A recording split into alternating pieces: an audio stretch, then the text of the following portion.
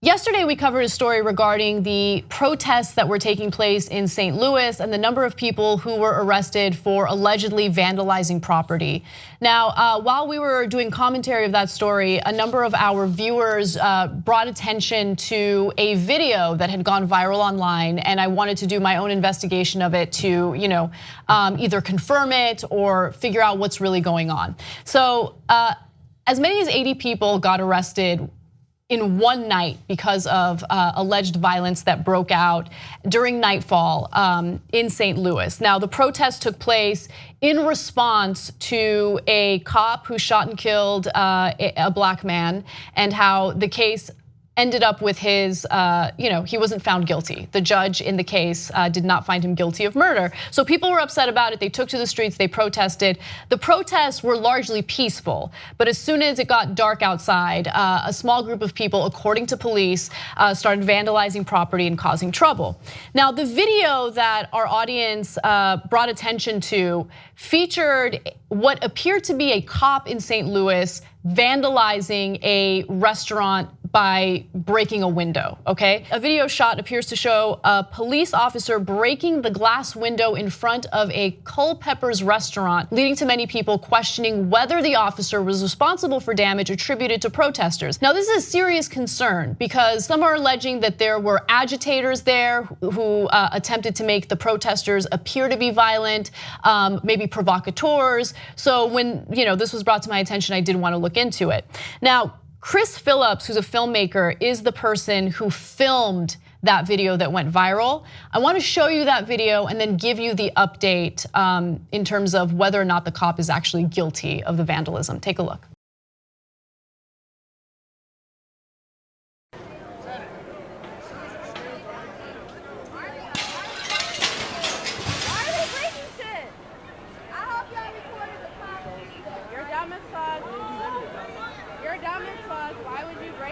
Why would they break the fucking window? Culpeppers, yeah, it's Culpepper. Yeah, Culpepper. He's kicking it they down. Kept walking, looked at him, just let him do it, and he's just on the side. And he literally just took a thing and completely busted it. Two of them by themselves, like literally just busted. Okay, so when I saw that, that was cause for concern, of course. And so Riverfront Times was the news organization that published that video, that put it out there. That's the story that went viral. They have just done an update to the story, and I want to make sure that we have all the facts and you can draw your own conclusions based on what we know.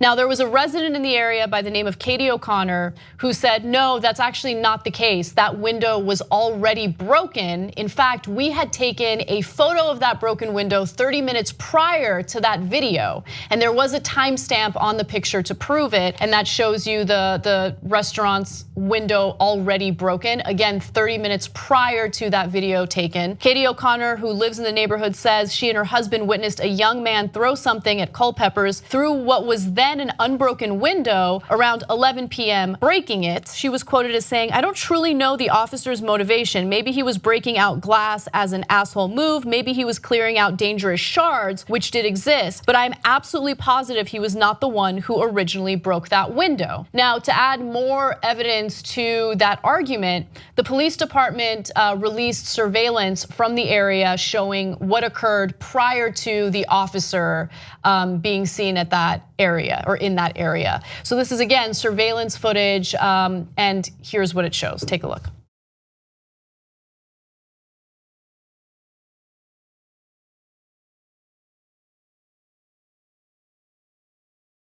So obviously you can't see whether or not that guy throwing something broke the window, but it appears that he threw something at the window that could have broken it. And then who knows what the cop was doing, because you heard in that video that there was something breaking, yes, right? So look, I'm giving you guys all the evidence that we have because I think it's interesting and people are outraged and angry about it. I think that it would be incredibly stupid for the cop to break that window, knowing that there's so many people surrounding him with phones and they're filming everything that's going on. But that's where the story stands at the moment, and I wanted to make sure I gave you all the details.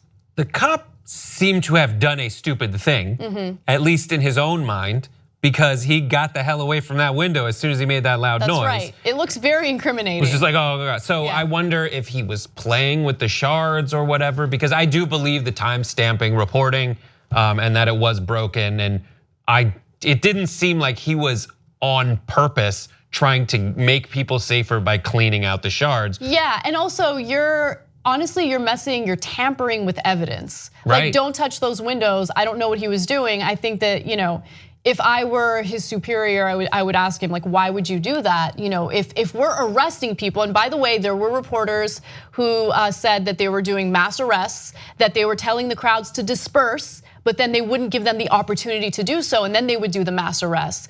There were reporters who said that. There were reporters who were arrested. And so I'm not gonna sit here and say that the cops handled it perfectly, because they were also caught on camera chanting, "Whose streets? Our streets." And so if you're there to make sure that the situation doesn't escalate, if you're there to do crowd control and make sure that people don't get hurt and people don't vandalize, the last thing you wanna do is chant, "Whose streets? Our streets," as the cops. Weird. That's what the cops were chanting? Yes. That's terrible. So that's such a weird thing to do. It antagonizes and it escalates the situation, and it's unnecessary, right? Right. So look, I want to thank you guys for bringing that video to my attention, because I did find it fascinating. But right, it really goes to show what people are feeling in general, their reaction to those videos. As before all the evidence comes out, and when you are on the streets and you're frustrated with what happened as the result of that court case, folks are upset. The police officers, you get the feeling toward that. And then when you see this whip pan to the loud sound and the police walk away, it shows more your feelings about it, which I totally understand and get. And I mean, I'm glad that it seems that the police officer wasn't just going to break windows, because that would be terrible if, as some say, it seems like they would pin that on protesters that didn't exist. Right. It seems like this has to do with someone who threw something through a window.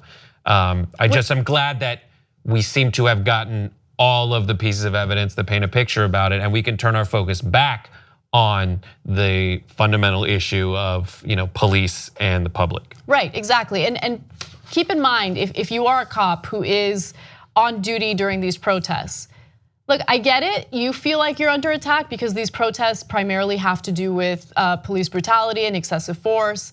But if you are trying to make a point that your job is difficult and you just want to protect and serve, then you shouldn't antagonize the protesters. You shouldn't, chant things that, stroke tension or anger.